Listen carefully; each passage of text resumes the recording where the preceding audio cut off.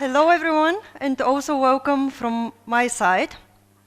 I'm really happy to be with you today and to welcome you to the next presentation from BSides Sofia 2024, a moving target, overview of the current threat landscape. I need to start with admitting something at the beginning of this presentation. I found it quite challenging to prepare for this talk because of two reasons. The first reason is the fact that it's my first time speaking in front of a Bulgarian audience, and I really wanted to do my best, offer the best information for today, so I really hope you enjoy the talk today. The second reason has to do with the title of my presentation. The threat landscape is by definition something which is very dynamic, something which moves, and to be honest, it is in a constant motion. So creating an overview of something which is changing so dynamically, it is quite challenging. But I kept updating the information up until 3 days ago. You see some of the articles today being published on the 21st of March, so everyone will have the best and the most recent information about the current threat landscape. With this, a short introduction about myself. Gergana Karadzhova-Dangela, from the beautiful city of Plovdiv. Do we have anyone from Plovdiv in the audience? Woohoo! I am Senior Incident Response Consultant with Cisco Talos, and I'm currently based in Switzerland. What I do as an incident response consultant, I can explain with two parts. The first part is probably the thing that you imagine when you read incident response. I support customers during an active cybersecurity incident. I do analysis of digital images, collect triage data, analyze a lot of logs. We love logs in incident response. So the classical technical analysis activities that you have in incident response. This is super exciting, front line of the current attacks, but it is quite dynamic, stressful. So I actually, over time, learned to appreciate the other part of my role, which we call proactive services. This is when I work with customers on pretty much anything which is a planned project, which long-term improves their security. It can be something like creating an incident response plan, writing a playbook about ransomware, or just doing a dry run exercise.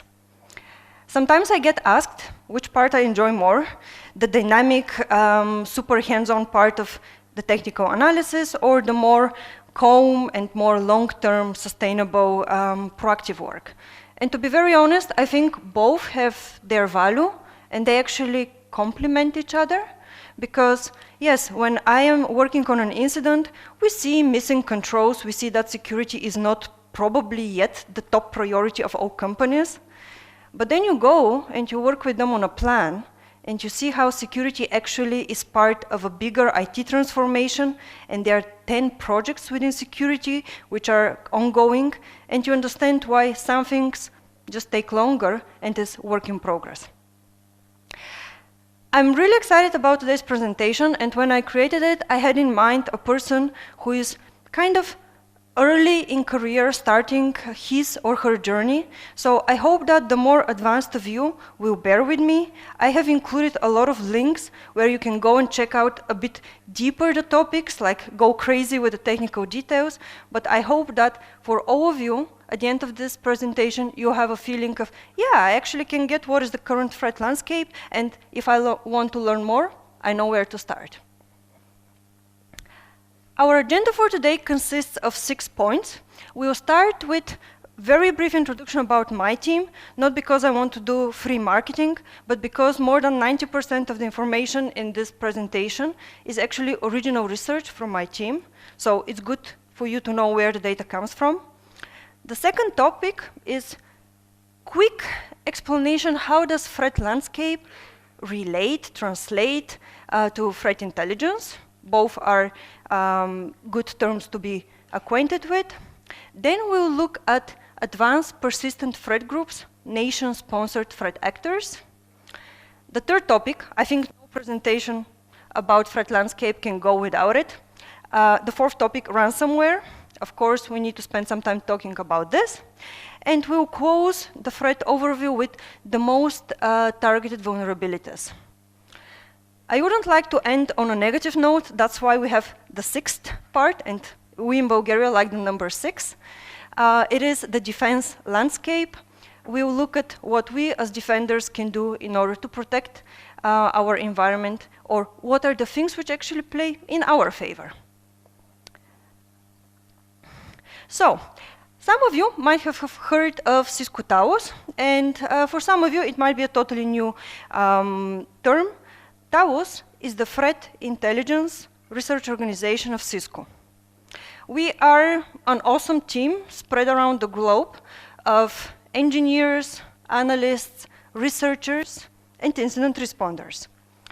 What we do is we use threat intelligence in order to create protection mechanisms for Cisco's customers and the internet at large, the general internet. Why do I say the general internet, or all of us in a way? We are actually very active in the cybersecurity community. I hope that some of you are using CLAM AV or Snort rules, and those are both projects which are maintained by our team. We also publish most of our research on the Talos blog, and I'll have plenty of links for you to go and check after the presentation. And last but not least, presentations like this one around the world help us connect with the local communities. So how do we do what we do? Defend customers. At Cisco Talos, usually the answer is threat intelligence. So threat intelligence, the way we define it, is a process consisting of 3 parts. The first one is the one in blue, collect. We collect information which is relevant for the threats that we see currently. We analyze them, which usually means we separate the useful information from the information which is not actually useful. And very often, probably around 95% of the initial data is things we have seen, things which are not relevant, things for which there is an existing defense mechanism. So we need to find the things that are new, interesting, and work on building, this is the third point, defense mechanisms based on them. This is the overall process that we follow. We have one big advantage, and that advantage can be shown with the numbers on the current slide. Due to its product telemetry, we have access to enormous amount of data. Per day, we have 550 million events that we can analyze. Looking at email alone, per hour, we block 9 million emails. This telemetry is, of course, impressive. The more data, the better, up to a certain point, because big data poses its own unique challenges. And actually, telemetry is not the whole story. Yes, telemetry is important in order to understand the current threat landscape, but we also need more detailed, I would say, qualitative research. And the way we get to this research is first through the incidents that we work in. So let's say I work on an incident. There is a ransomware group which has used a new type of DLL in order to start the C2 connection. As I find it, I'm in the midst of an incident. I don't have the time to go and reverse engineer it, and this is not my specialty, to be very honest about it. That's when we involve the threat intelligence and the malware reverse engineering team. In the background, they reverse engineer the file. They give to us what they think is the useful information, the IP address of the C2 server, anything else we need to know. And they go ahead and they build signatures or defense mechanisms for the security tools. Yes, we might not produce tens and thousands of signatures out of this one incident, but this could be something which is new and very valuable. The third point, vulnerability research.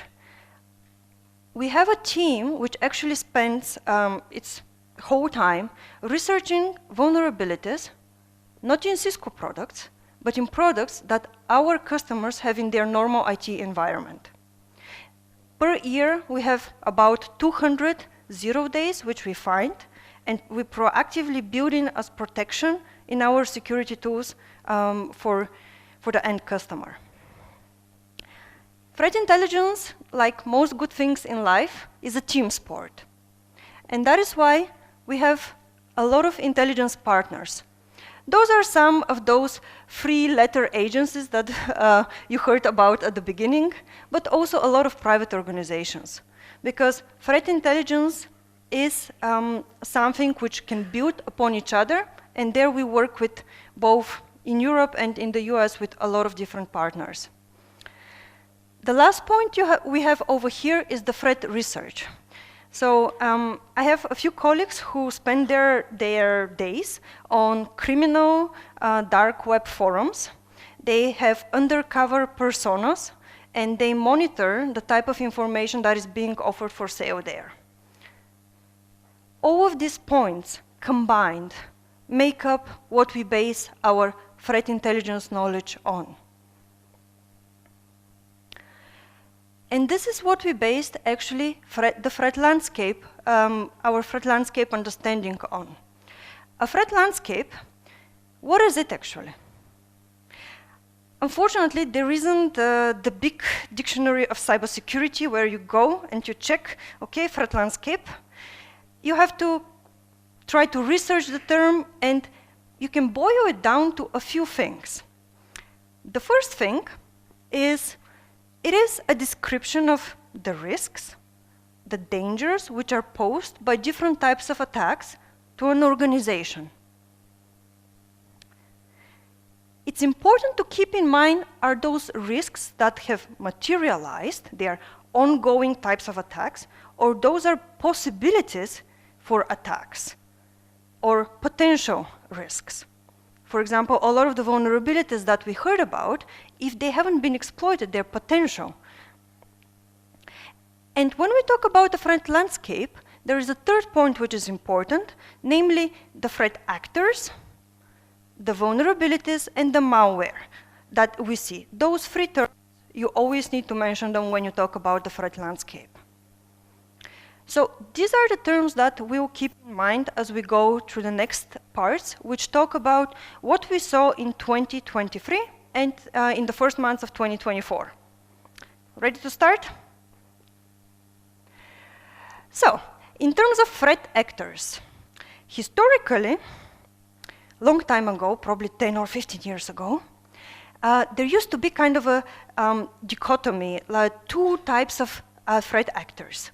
The ones on the left side, the cybercrime threat actors, were and are still financially motivated.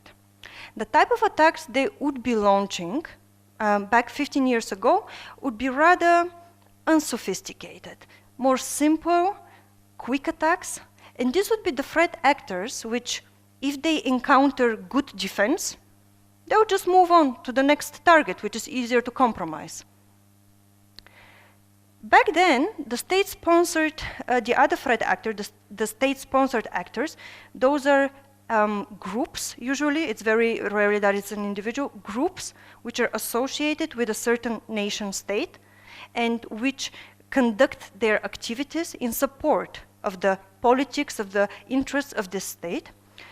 Those guys used to be hyper-sophisticated. They would write their own unique tools.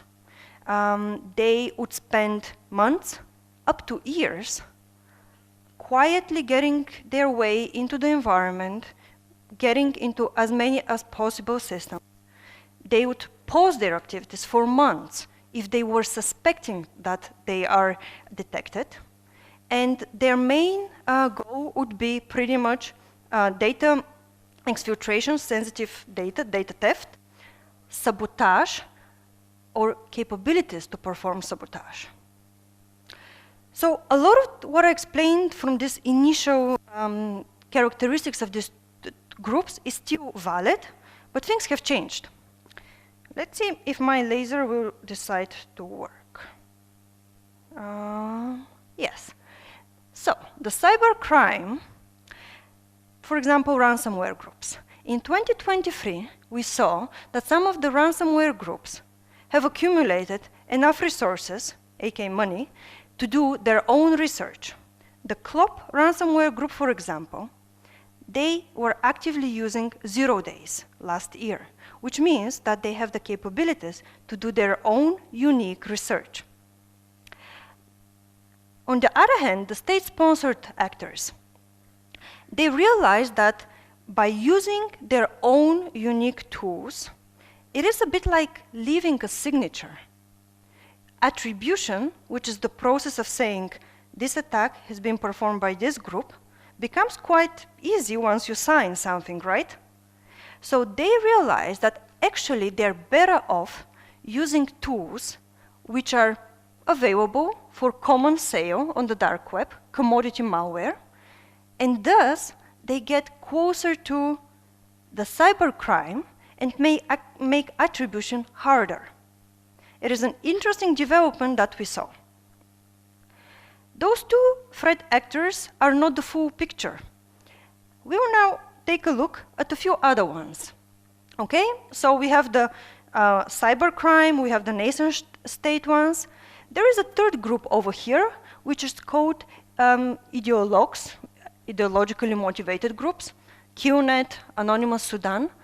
These are groups which mostly do sabotage, mostly DDoS attacks, but their main goal is to actually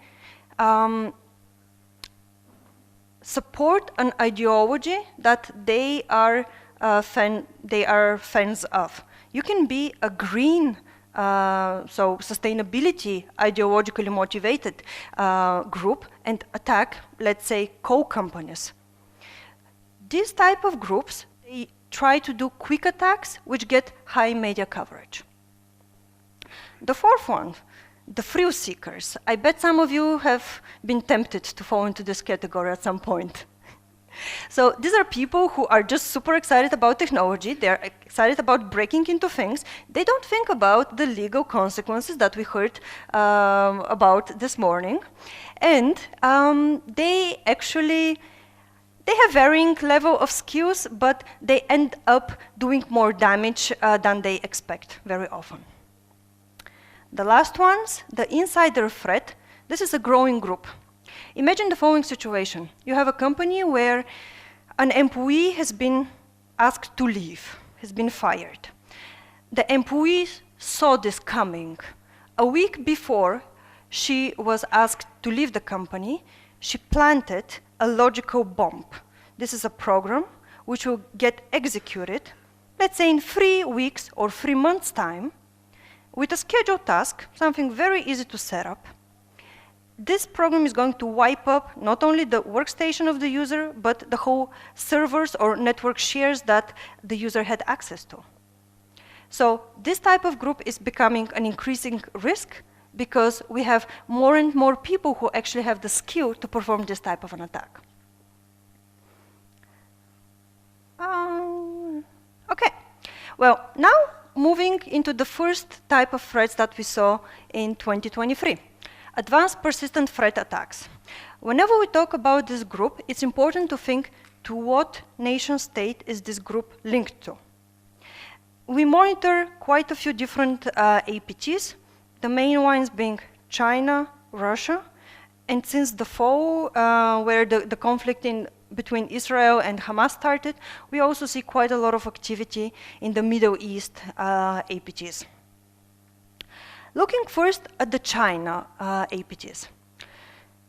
Think about 2023. What happened in terms of geopolitics?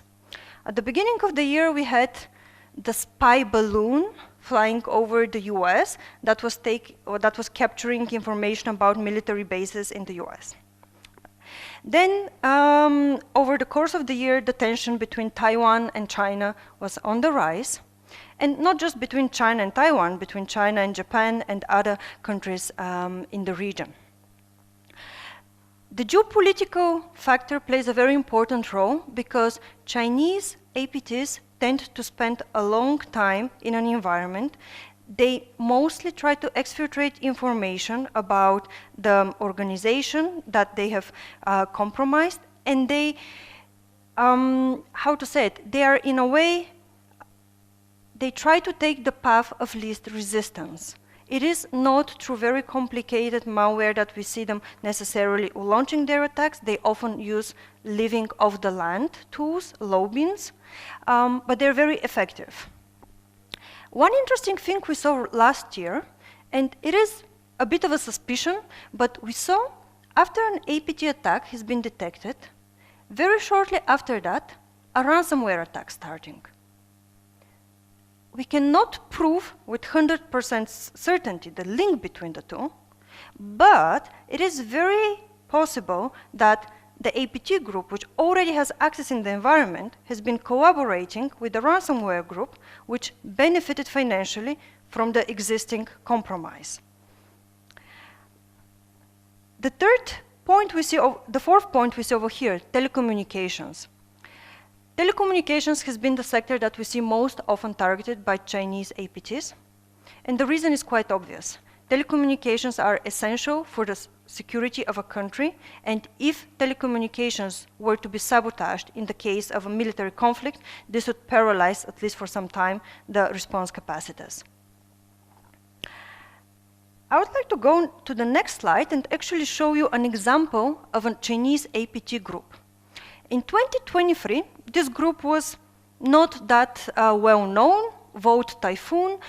It is one of the active Chinese APT groups which has been making its way into the telecommunications organizations, so companies in Guam, over here. Guam is a territory, US territory in the West Pacific Ocean, close to China. In the case of a military conflict with Taiwan, this would be the military base which would get activated. So compromising US telecommunications equipment there, it's absolutely essential. So Vote Typhoon was on our radar in 2023, but it wasn't until December and January 2024 that they exploded. The US Department of Justice discovered a botnet of Vote Typhoon.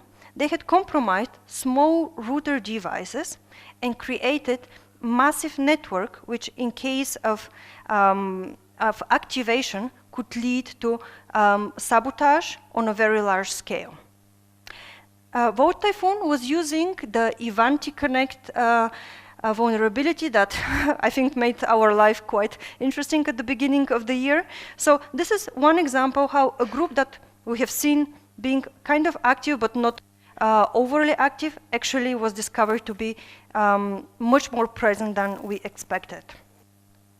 Moving on to Russia, and we'll talk about the Russian ransomware groups very shortly, but when we talk about APTs in Russia, there are three important terms.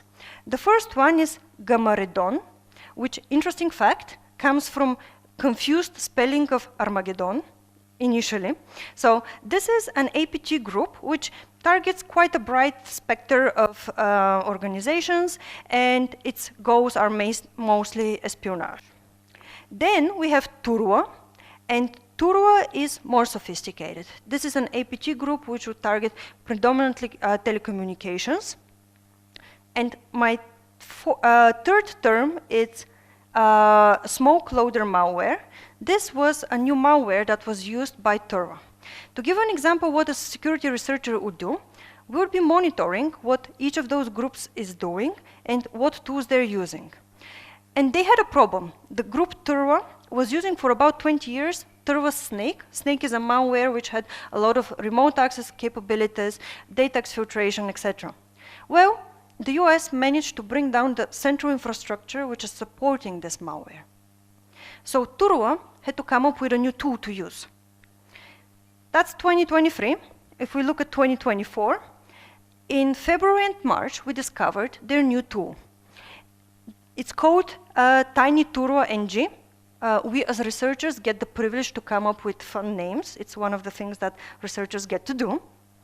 And for anyone who is interested in seeing what is the code, what is the functionality of a malware, feel free to then visit this very detailed articles. We have one on how actually it gains access, and the second blog on the post-compromise activity, once on the system, what do they do? All of this information is available in a report. It is free to download. It's called Year in Review. So if anyone is interested, you can check it out on the Talos Intelligence blog. Ransomware, favorite topic of every incident responder. These are most of the incidents that I work on. Notice that it says ransomware and extortion. I had a chat before this conference, before this talk, that we see an interesting move. Ransomware groups, what they do is they encrypt the data of organizations to prevent them from using it, and they request a sum of money, the ransomware, in order to decrypt it. That was the old and proven way of working.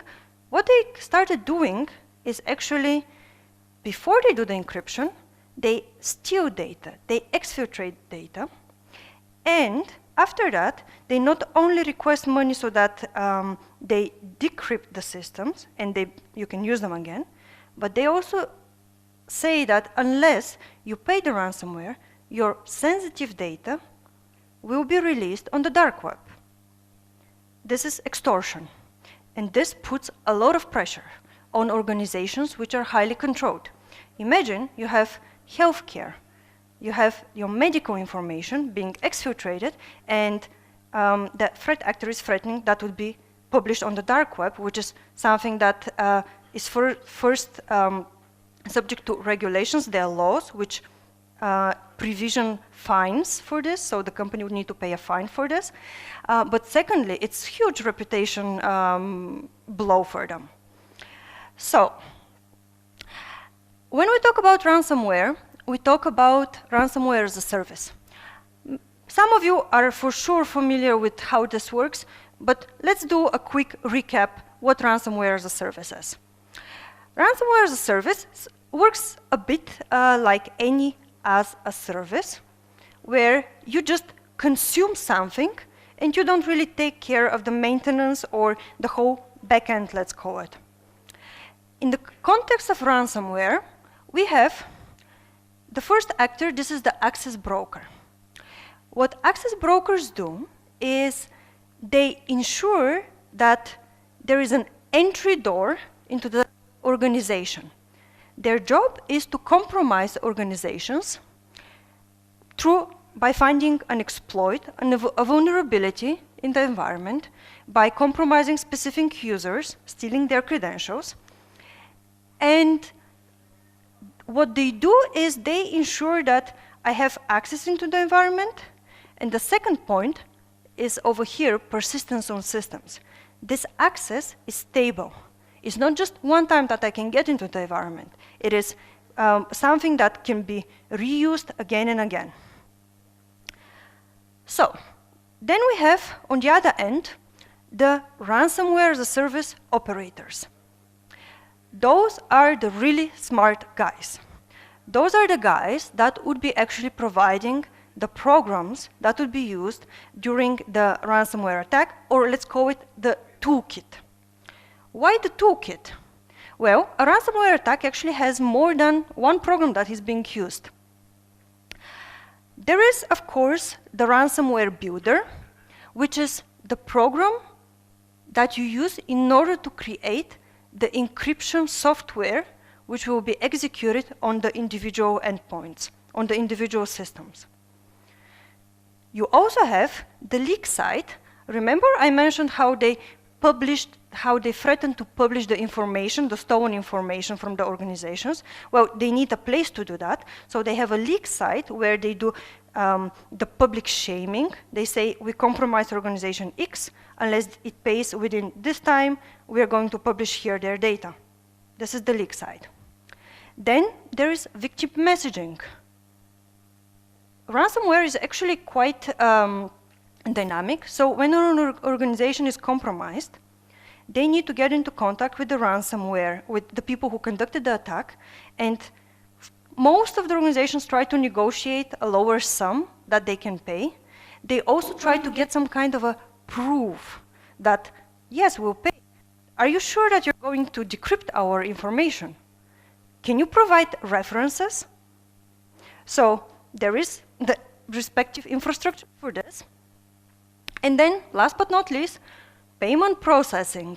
Ransomware groups require that their ransom is paid in cryptocurrency, and for this you need to have wallets and the respective parts. So we have the access, we have the tools. What we're missing are the hands on the keyboard. And this is what we have now in the middle. These are the so-called ransomware affiliates. It's a bit like franchise. These are the ones that are actually going to conduct the attack by buying access to a compromised organization, getting a toolkit from the ransomware-as-a-service operator, and actually conducting the attack. They are the ones which are going to take most of the money, but they will need to pay to the ransomware operators a fixed amount. The amount, there are different models. So if you're a very active affiliate, you can have kind of a monthly subscription where you pay a fixed fee. You can launch as many attacks as you want, the fee is the same. Other ones would have percentage, and the percentages vary a bit between 10, 15, the highest one being 30. You as an affiliate, you're interested actually in two things. The first thing is that those guys, the access brokers, have provided to you good credentials. And credentials are not created equal. If I manage to get credentials of an admin in an environment, that is going to cost a lot more than a simple user or even a contractor that has very limited access. The second thing that is important is the quality of this toolkit, because malware is code and code is buggy. Imagine that your decryptor does not work, and you use your reputation in front of your customers, because ransomware affiliates call their victims customers, and actually they pay you, but you're not able to decrypt their environment. So you need to think carefully, which ransomware operator am I going to choose? This is the background against which ransomware is taking place. It is an ecosystem. It's highly professional, and it's very dynamic. What we observed last year. The first thing we observed is not all of the incidents that we see are ransomware. There are other types of attack. So ransomware is very present, but it's not the only incident that we have. So about 20% of the incidents that my team, Talos Incident Response, observed were actually ransomware. Out of those 20%, we had 33% involving data extortion. Some groups even went that far that they stopped encrypting. They could have done that. The environment was compromised, but they just exfiltrated data. One of the reasons for this is that encryption is actually slow. Encryption takes time. So this is something that if you are under time pressure, you can just exfiltrate the data, publish it on the leak site, and if the organization is highly regulated, you have a good chance that they will consider paying. The third point over here is about a ransomware group that we will talk again, Logbit. Logbit was the most active ransomware-as-a-service operator. About a quarter of our incidents were attributed to them, so they're very, very sophisticated.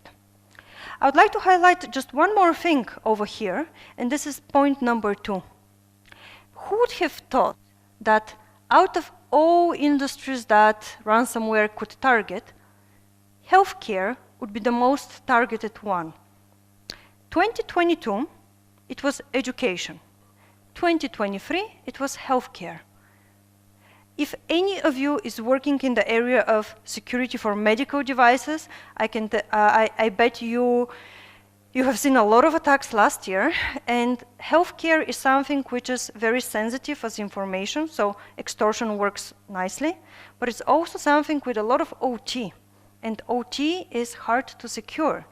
So operational technology is something which poses a whole new set of challenges. I promise that we'll talk about Logbit, because Logbit is a very good example how, unfortunately, you cannot do a presentation about threat overview in 2023 and hope to use it much longer. Why? So, Logbit, most active ransomware group 2023. What happens about 2 months later? There is a takedown. The takedown is pretty much a coordinated operation between law enforcement around the globe, usually, that interrupts the operation of a certain group. There was a takedown from Logbit, yes, on the 20th of February. About a dozen servers were seized, 2 people were arrested, the cybersecurity community celebrated it. Yes, they are out of business, we stopped them, the most active group of 2023 is now down, so well done. Yeah, 2 days later, they already claimed, oh guys, that was a joke, we actually have backup copies, we are able to go back to business immediately. It was not quite immediately. On the 22nd, we did not see any new information, but by March, we could see new attacks and we could verify, no, this was not a takedown, their operations are not interrupted. There are many reasons why it's very hard to stop such groups. They are very professional, they are spread around the globe, they have decentralized IT, and they have a culture where there isn't a single person that knows all of the information. So even if you manage to arrest key people, there are other people that are actually going to be able to bring the operations back. Now I would like to switch to a new topic. This is the article that I was mentioning. No, this one is from about 2 weeks ago, and it's something that we observed in our incidents. Actually, I checked because Priscian mentioned that you can find a PDF copy of the guide. This is a prime example. Nowadays, we very often have these PDF documents that you can view online. You cannot download them, you mostly cannot even print them, but it's a PDF document that you can review. This type of PDF platforms are generally called digital document publishing sites. There are different ones, Publu, Flipbook, so there are plenty of them. They usually offer for free publishing of PDF documents. If it's a small document, it doesn't even require registration mostly. What we see is that attackers are using this type of websites as a second stage in their ransomware attacks. There is an initial compromise of credentials. No, there is an initial compromise that we have the email of a user. There is a user that receives a phishing email, which directs the user to one of those digital document publishing sites, DDPs. In this document, which is made to look very legitimate, sometimes even matching the style of the organization, the design, there is a built-in link to another website. The user clicks on this link, and through a series of redirects, which are made to look very authentic, like with CAPTCHA and all of this, the user ends up on a fake login page where their credentials are harvested. This type of attack actually is quite hard for security tools to detect, and the reason for that is that the URLs, the information in those links, in these documents, is protected. So a normal security tool would try to extract the links, try to check their reputation. Well, the reputation of the whole website is good. Like, it's only a fraction of the documents there that are malicious. But there are malicious links built in, and it's very hard to actually detect them. This is a brand new technique that we are observing, and you can keep your eyes open when you work on an incident. Last topic in the ransomware section, it's leaked code. We have observed something very interesting last year. Remember how I told you that the ransomware operators provide kind of a toolbox for the affiliates to launch their attack? Well, what would happen if somebody were to provide this toolbox for free? Just leak it on the dark web and you can build your own tools for the ransomware attack. This is exactly what happened with one specific builder, the ransomware builder called Talos. And you can take a look over here. So it is a program which provides the functionality to create the tools needed for ransomware attack. You can choose the file extension. You can put your payment information here, so your Bitcoin address. Most of them have different language support. You can add the icon. So it is quite a user-friendly builder, I would say. So if we go back to the ransomware-as-a-service, it turns out that you don't need to actually pay to a ransomware operator to get the toolbox you need for your attack. And in a free market economy, the direct consequence is that there is price dumping. In this graph, you see on the left-hand side in orange, the average ransomware sums which were requested by groups that used leaked ransomware builders. We end up around 4 or 5 million. I know the scale is not optimal, they look the same, but actually the scale is different. On the right-hand side, you have the prominent, the established ransomware groups, and you can see that the average amount is much higher. We start with 4 million, and we can go up to 55. So it turns out that if you don't have the additional costs of paying for the toolkit, and you do it yourself ransomware attack in a way, you can request a much lower sum and thus be as efficient as you want. What this means for us, for incident response, for cybersecurity professionals, there are many more people who are able to start a ransomware attack because the threshold is lower. Yes. Our last topic, the top vulnerabilities that we observed. This is a very brief one, but I still wanted to touch on it because I think the information is surprising. In 2023, we looked what are the vulnerabilities that were most often exploited. And if I were to now start like a poll and ask you, most of us would guess that some of the 2022, 2023 even vulnerabilities would be the ones that were most often exploited. And you'd be wrong, because if we look at this graph, you see that the most exploited vulnerability that we observed was from year 2017. The top 5 has 2017, 2020, 2012, 2012. The other interesting point over here is check the severity. We are in the range of really high severity for most of the vulnerabilities. So what does it mean? Attackers were using well-known old vulnerabilities with high severity. Why? And the answer is over here, in the third column.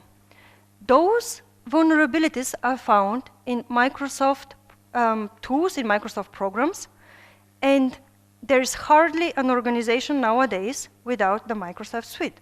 So they go for something which is very likely to be available, even if it's very old, because we all know patching is something which poses a great challenge to most organizations.